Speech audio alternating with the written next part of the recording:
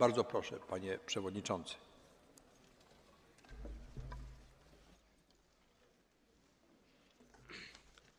Merci, Monsieur le Président, Mesdames, Messieurs les députés. Nous vivons des temps sans précédent. Je suis personnellement convaincu que dans le livre d'histoire de l'avenir, on parlera d'un avant la crise financière et un après. Mais cette crise n'est pas simplement financière, économique, sociale. C'est aussi une crise des valeurs. C'est pourquoi je pense que nous devons mettre au cœur de notre réponse à cette crise notre modèle européen de société, notre économie sociale de marché. En même temps, la crise a montré à quel point nous sommes devenus tous interdépendants dans cette mondialisation. Il y a la crise financière, mais il y a aussi la crise énergétique. Il y a des problèmes de sécurité alimentaire. Il y a le changement climatique, domaine dans lequel l'Europe détient maintenant le leadership. C'est pourquoi je crois qu'on pourra dire que c'est l'heure de vérité pour l'Europe. Voulons-nous façonner la mondialisation avec nos valeurs en défendant nos intérêts ou voulons-nous subir la mondialisation suivant l'initiative d'autres? Pour moi, le choix est clair. Nous devons relever ce défi ensemble, parce que si nous ne le faisons pas ensemble, l'Europe risque de tomber dans une position de marginalisation. Nous avons l'expérience. Je crois qu'il n'y a aucune autre région au monde qui a la même expérience que nous, en établissant un marché intérieur, en établissant des règles communes, des institutions communes, même une monnaie unique, même des politiques de solidarité et de cohésion. Nous avons cette expérience unique. Donc je crois qu'au lieu de subir la mondialisation, nous pouvons façonner cette mondialisation parce que nous sommes naturellement un laboratoire de la mondialisation. Nous sommes le champion de la gouvernance globale. L'heure n'est pas au statu quo. L'heure n'est pas à la routine. Nous devons avoir un agenda de transformation. Plus que jamais, nous avons besoin d'une Europe forte. Avec le traité de Lisbonne, nous serons plus forts demain, nous aurons plus de capacité d'agir. Mais quand je dis une Europe plus forte, soyons clairs, ça ne veut pas dire nécessairement plus de centralisation des pouvoirs. Je suis attaché au principe démocratique de la subsidiarité. Subsidiarité, bien sûr, avec solidarité, mais prendre la décision au niveau le plus adéquat. Quand je parle d'une Europe plus forte, je parle aussi de l'esprit européen, de la culture de décision européenne, de la méthode communautaire, de la volonté d'agir ensemble. Non seulement de la capacité d'agir, mais la volonté d'agir, la volonté politique. Nous avons besoin d'une Europe qui défende avec intransigeance ses valeurs, aussi ses intérêts, qui refuse tout protectionnisme, mais sans être naïf. Une Europe qui puisse montrer cet esprit de volontarisme. C'est cet esprit de volontarisme qui a orienté la rédaction du document que j'ai envoyé à vous tous avant cette séance. Le mandat de la Commission que je préside maintenant a été le mandat de la première Commission de l'Europe élargie, de la Grande Europe à 27. Je crois que maintenant que nous avons consolidé cette Europe, nous avons les conditions pour une nouvelle ambition sociale, parce qu'il y a une crise et le chômage est le premier problème pour nous les Européens. Une nouvelle ambition en matière de lutte contre le changement climatique, où nous avons déjà un rôle de leader. Une nouvelle ambition aussi dans la réponse à la mondialisation. Ladies and gentlemen, dear members of this Parliament, last week I had the occasion to discuss with all the political groups that invited me these political guidelines. And I think it was a very useful, constructive, open discussion. I received many points of view. I believe that the time has now come for us together to reach a broad consensus, to reach some level of agreement on the way forward. Before you all today, I formally pledged that, if I'm confirmed by this Parliament, I will apply those political guidelines during my second mandate, and I will translate them together with incoming commissioners, into the next Commission's legislative and work programme. I'm not going to repeat those guidelines now, but I think after discussions with all of you, it will be useful to make some of the elements in the guidelines more concrete and also take on board a number of suggestions you have made. In the interest of transparency, I would like to highlight those areas with all of you now. First of all, the basic line. As we fully implement our recovery plan in order to move out of this economic and financial crisis, we must keep an eye on the future. We must reinvigorate our inclusive social market economy. We will invest in new sources of sustainable growth, in smart green growth, in the networks of the future, from digital infrastructure to the European supergrids for electricity and gas. All this to promote high levels of employment and social cohesion, to reinforce the European model of society while succeeding in an increasingly competitive world. Solidarity must remain key. That's why, apart from all the decisions already taken and proposed in terms of structural funds, in terms of doubling of our balance of payment support for some countries in difficulties, I want to commit myself to use all the instruments at my disposal to help those member states with serious budgetary constraints, namely the new member states, back into the road to recovery. But we cannot return to the previous growth model. It has clearly proved unsustainable. We have to create the conditions where the transition to a low-carbon economy is a source of competitive advantage for our businesses, a source of jobs for our workers, a source of hope for future generations. Yes, I agree with those of you who said coordination is not enough. Yes, we need to map out a genuine European agenda. Yes, we need an integrated vision for a coherent European strategy, a European Union 2020 strategy that builds on open markets by combining new sources of sustainable growth, employment and social cohesion, our climate and energy security agenda, a fresh approach to industrial policy, and the move to a knowledge society. I stand for a particular emphasis on innovation and support measures for SMEs. Yes, this means overhauling the Lisbon strategy after 2010. Yes, we need a much more integrated approach to the economic, social and environmental strands of the different strategies. And as President of the Commission, I commit myself to do my best to convince Member States also to accept this approach of coherence and coordination. I said it in the guidelines. The economy needs a financial system that is more ethical, robust and responsible. Regulation and supervision have not kept pace with integration and innovation of financial markets. Not in Europe, not at global level.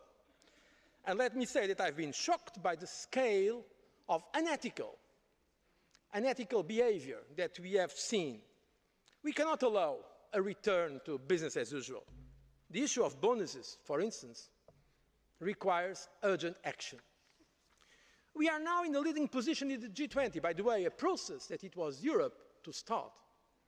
But yes, more needs to be done. Next week, on the eve of the G20 meeting in Pittsburgh, the Commission will adopt proposals to build a true European system of supervision, a system that reflects the integrated nature of our single market. A review of our action in 3 years will provide opportunity to see what further action is needed. It is crucial that we get regulation that ensures the responsibility and the legitimacy of the financial sector without suffocating innovation. I want Europe to keep its world leadership in financial services. In my guidelines, I also explained why the crisis calls for a much stronger focus on the social dimension in Europe at all levels of decision-making, in Europe, but also at national level. The financial sector and the economy may be showing signs of recovery, but let's be clear. The crisis is not over for those who have lost their jobs. And we cannot say the crisis is over before we come back to creation of employment instead of rising unemployment. So I would like to make my commitment to high levels of employment and social cohesion through a number of actions that I've discussed with some of you. I have clearly stated my attachment to the respect of fundamental social rights and to the principle of movement of workers. The interpretation and the implementation of the Posted Workers Directive falls short in both respects.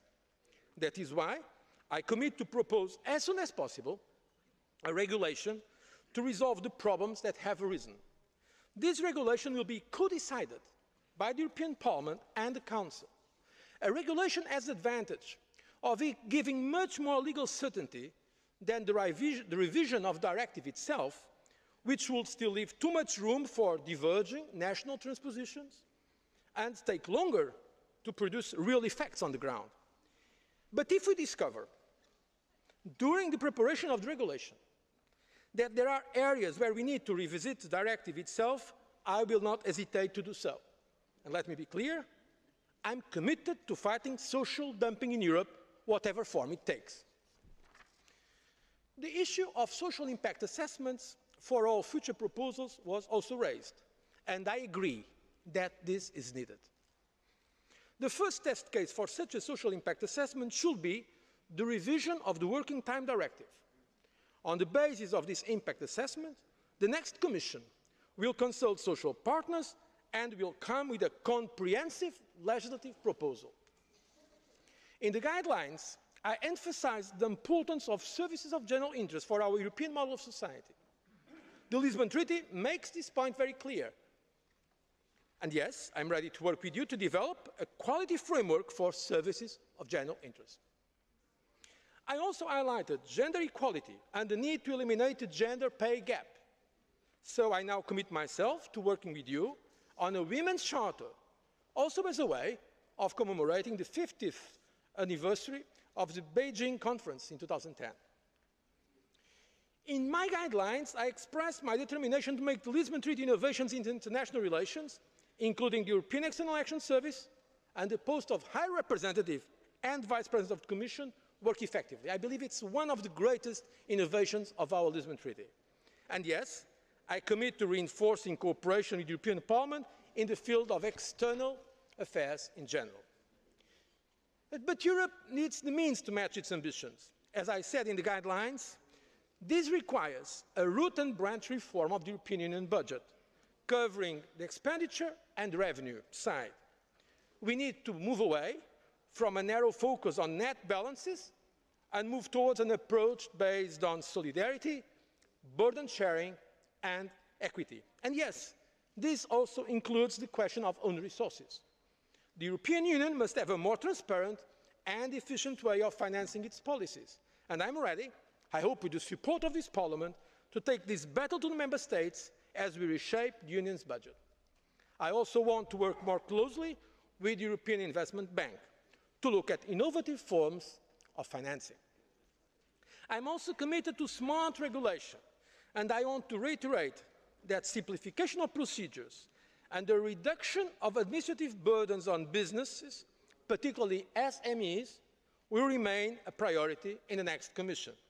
This task, just like the Impact Assessment Board and ex post evaluation, will be placed directly under my authority to fully reflect the priority I give to it.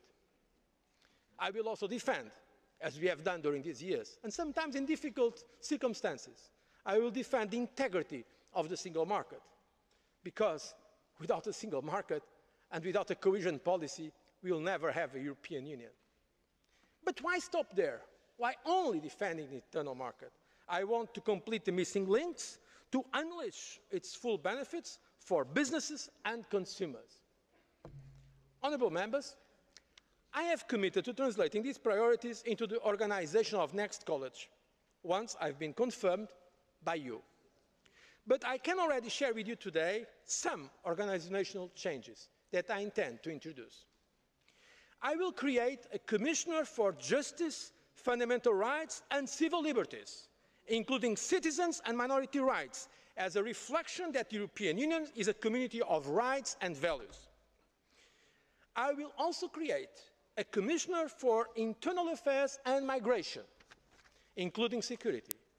One of the key tasks of this Commissioner will be to develop a truly common approach to migration, promoting the integration of legal migrants, fighting illegal migration and related criminal activities, and ensuring solidarity between Member States.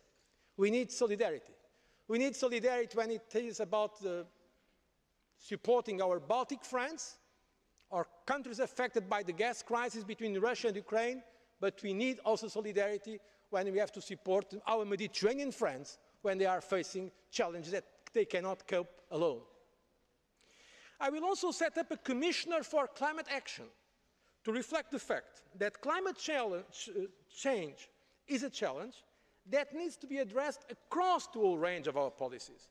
A dedicated Commissioner for Climate Action will also send an important signal that, independently of the level of ambition that comes out of Copenhagen, Europe is serious about maintaining momentum for action.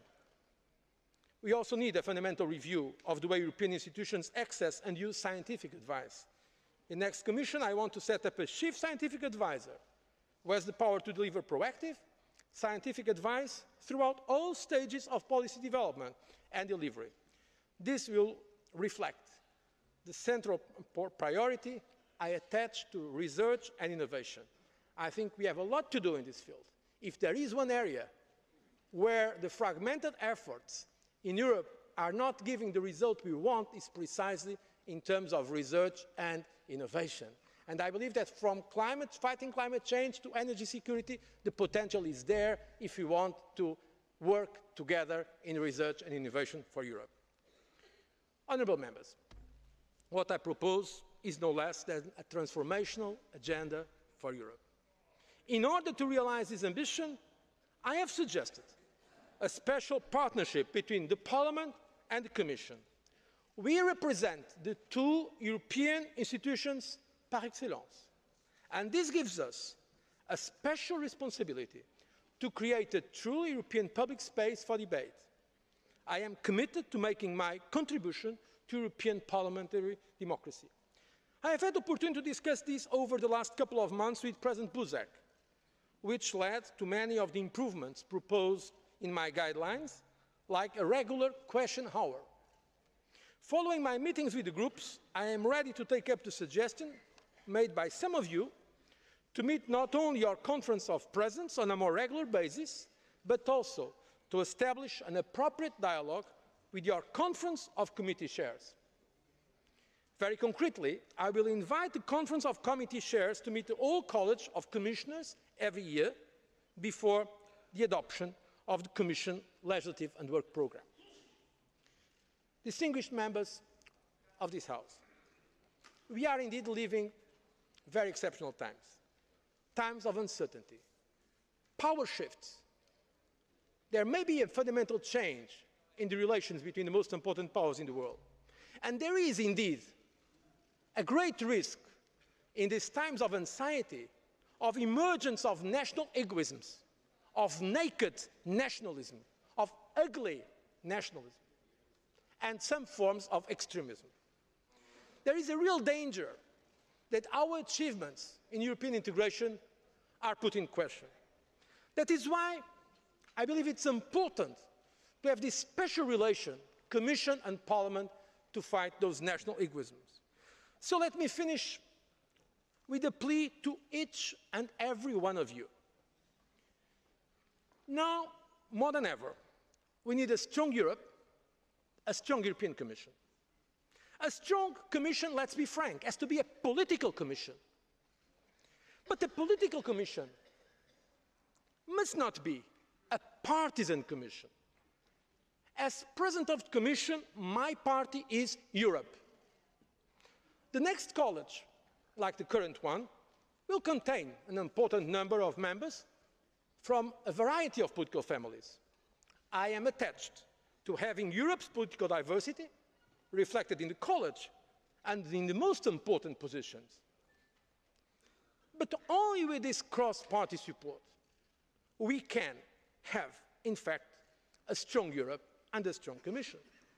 We need a Commission that delivers on its promises. We also need a Parliament capable of mobilising the effective majorities necessary for a Europe of action. If you want a strong Commission that stands up sometimes to Member States, that stands up to national egoisms, you should give the Commission the strong support it needs. We all have our different political, ideological positions, and we come from very different political families.